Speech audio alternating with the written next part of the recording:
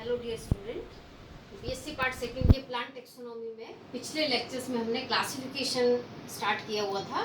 Classification में हमने 3 type के क्लासिफिकेशन आपको बता दिए थे, artificial classification, natural classification, phylogenetic classification. Artificial classification में कैरोलस लीनियस के बारे में बताया था। फिर नेचुरल क्लासिफिकेशन जिसमें बेंथम और हुकर के क्लासिफिकेशन के पिछले लेक्चर में पूरी आउटलाइन आपको समझा दी थी। आज जो हमारा क्लासिफिकेशन है वो है एंगलर और प्रेंटल का क्लासिफिकेशन, जो एक फाइलोजेनी पर बेस्ड है, जिसको हम फाइलोजेनेटिक क्लासिफिकेशन कहते हैं। क्योंकि ये जो वर्गीकरण दिया गया था वो विकास के आधार पर, इवोल्यूशन के आधार पर दिया गया था। 2 जर्मन साइंटिस्ट जिनके नाम थे Adolf Engler and Karl Prantl, इन्होंने अपना वर्गीकरण जब दिया था तो पूरे विश्व में उन्होंने अमेरिका और यूरोप के जो क्लासिफिकेशन था बेंथम हुकर को, उसको कम्प्लीटली रिप्लेस कर दिया था। और वहां आज भी जर्मनी और अमेरिका में इस एंगलर और प्रेंटल के वर्गीकरण को ही फॉलो किया जाता है। ये जो एंगलर और प्रेंटल का वर्गीकरण है वो आइकलर सिस्टम पर आधारित है, इसीलिए आइकलर का जो क्लासिफिकेशन है और एंगलर और प्रेंटल दोनों के वर्गीकरण काफी मिलते जुलते हैं।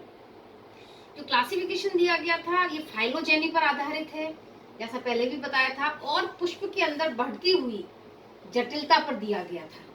जैसे जैसे फ्लावर के अंदर कॉम्प्लेक्सिसिटी बढ़ती जाती है उसके आधार पर ये वर्गीकरण दिया गया था। और जब ये वर्गीकरण दिया तो कुछ प्रिमिटिव और एडवांस कैरेक्टर पर ये बेस था।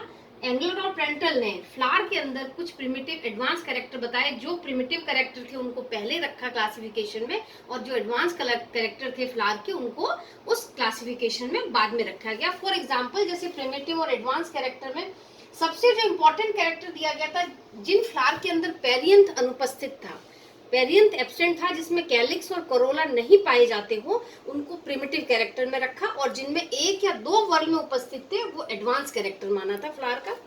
दूसरे में पॉलीपेटलस कंडीशन, जिसमें दल फ्री होते हैं, वो प्रिमिटिव का लक्षण माना। और संयुक्त दलीय जितने भी पादप थे, गैमोपेटलस प्लांट जो फ्लावर थे, उन सबको एडवांस कैरेक्टर में माना। जिनके अंदर पॉलिनेशन एनिमोफिलस होता है, प्रिमिटिव कैरेक्टर के अंतर्गत रखा गया। और जिनमें एंटोमोफिलस होता है, कीटों के द्वारा परागण होता है, उनको एडवांस कैरेक्टर में रखा गया, एडवांस ग्रुप में रखा गया। जिन फ्लावर के अंदर ओवरी सुपीरियर हो, प्रिमिटिव कैरेक्टर था, और जिनमें इंफीरियर ओवरी थे वो सभी एडवांस प्लांट थे। यूनिसेक्सुअल फ्लावर प्रिमिटिव कैरेक्टर में रखा गया। इसके साथ ही बाइसेक्सुअल फ्लावर, जिनमें दोनों प्रकार के सेक्स ऑर्गन या एंड्रोशियम और गाइनोशियम दोनों उपस्थित थे, उनको एडवांस कैरेक्टर में रखा गया। फिर आज हम पेरियंथ की बात करते हैं, तो जब पेरियंथ कैलिक्स के समान होता है तो उसको हम कहते हैं सेपेलॉइड पेरियंथ। यदि ग्रीन कलर का है तो वो प्रिमिटिव कैरेक्टर था, उनको प्रिमिटिव ग्रुप में रखा गया। और जिनमें पेरियंथ कलर्ड था, दल के समान था, पेटलॉइड था, उसको एडवांस कैरेक्टर में रखा गया।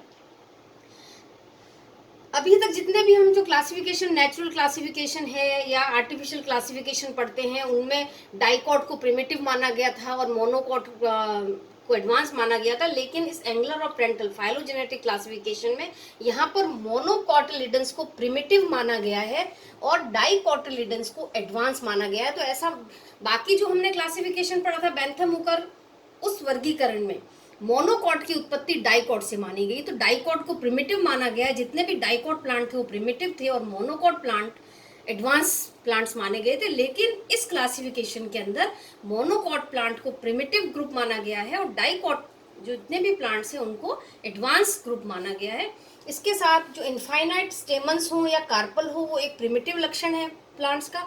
और फिक्स नंबर, डेफिनेट नंबर हो स्टेमन्स और कार्पल का, उन सबको एडवांस कैरेक्टर के अंदर माना गया है। एंगलर और प्रेंटल ने भी बेंथम हुकर की तरह स्पर्मेटोफाइटा डिवीजन, जो कि सीडेड प्लांट कहलाते हैं, उनका क्लासिफिकेशन दिया। और इन्होंने सीधे ही इस स्पर्मेटोफाइटा को 2 सब डिवीजन में विभाजित कर दिया। पहला जिम्नोस्पर्म और दूसरा एंजियोस्पर्म। जिम्नोस्पर्म जैसे हमें पता है नेकेड सीड्स होते हैं इनके अंदर, और एंजियोस्पर्म्स हमें पता है seeds enclosed in ovary wall।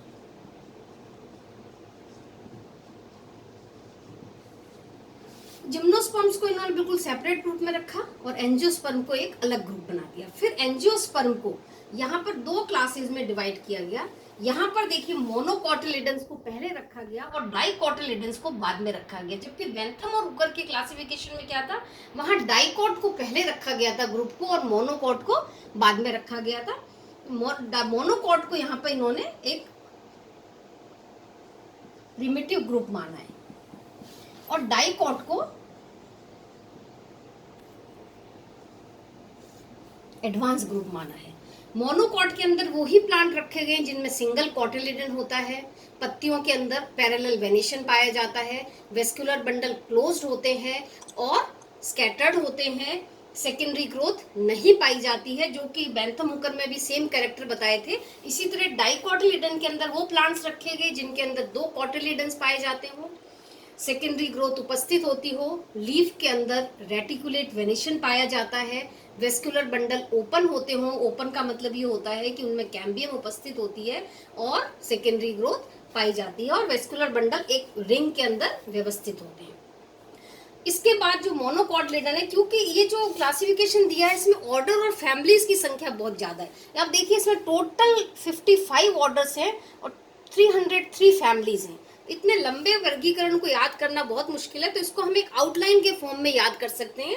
जैसे मोनोकॉटिलिडन्स के अंदर 11 ऑर्डर दिए गए हैं और 45 फैमिलीज दी गई हैं। अब इसमें फर्स्ट ऑर्डर कौन सा है, पेंडेनिल्स, जिसमें अपनी फैमिली आती है टाइफेसी, टाइफा फैमिली है, जिसको सबसे प्रिमिटिव फैमिली इस क्लासिफिकेशन की माना गया है। बेंथम हुकर में पता ही था हमें, डाइकोट हमने पहले लिया था जिसमें रेनलकुलेसी, रेनेल्स को सबसे प्रिमिटिव माना गया था। और लास्ट ऑर्डर आता है माइक्रोस्पर्मी, जिसकी फैमिली है ऑर्किडेसी।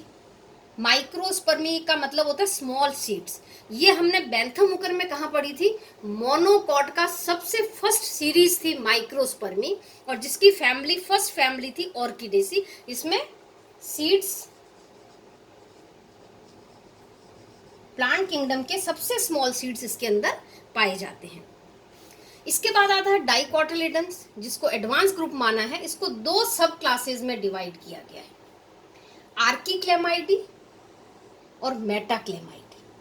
देखिए आर्किक्लेमाइडी जो एक ग्रुप है यहाँ एंगलर और प्रेंटल का, जो बेंथम हुकर का पॉलीपेटली था और मोनोक्लेमाइडी ग्रुप था, उसको मर्ज करके पूरा एक ग्रुप बना दिया यहाँ पर आर्किक्लेमाइडी, जिसके अंदर पेटल्स आर फ्री। जहाँ हम उसमें पढ़ते हैं बेंथम हुकर में पॉलीपेटली में पेटल्स फ्री होती हैं, मोनोक्लेमाइडी के अंदर सिंगल वर्ड होती है, पेटल्स में भी फ्री और फ्यूज। तो यहाँ पे उन दोनों ग्रुप को एक बनाकर पूरा एक ग्रुप सब क्लास बना दी आर्किक्लेमाइडी, जिसके अंदर 33 ऑर्डर्स हैं और 201 फैमिलीज इंक्लूड की गई हैं। इसमें भी हम फर्स्ट और लास्ट ऑर्डर को याद कर लेते हैं। फर्स्ट ऑर्डर इज वर्टिसिलिटी, इन्फ्लोरेसेंस पर नाम दिया गया है, और इसकी फैमिली है कैजुराइनेसी। लास्ट ऑर्डर है इसका अम्बेलिफोरी और इसकी फैमिली है एपीएसी, या हम अम्बेलिफेरी भी कहते हैं इसको।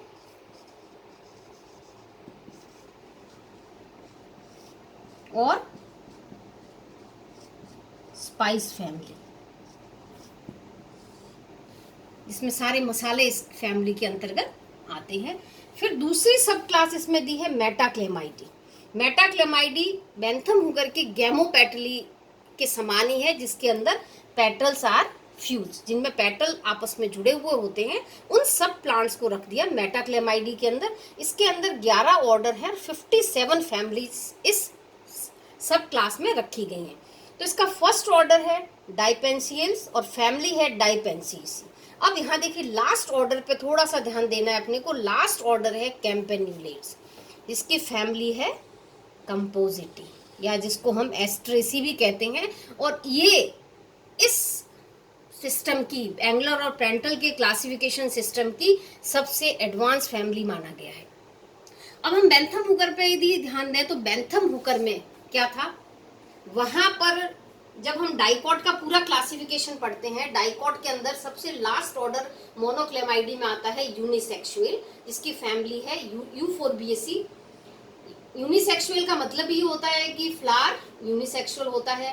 होना तो ये चाहिए था कि यूनिसेक्सुअल को हम सबसे एडवांस फैमिली मानते डाइकोट की, लेकिन वहां पर क्या था, गैमोपेटली के अंदर जो पहली सीरीज आती है इन्फेरी, इंफेरिमें जिसमें ओवरी इंफीरियर होती है और उसके अंदर एक फैमिली आती है एस्ट्रेसी या कंपोजिटी।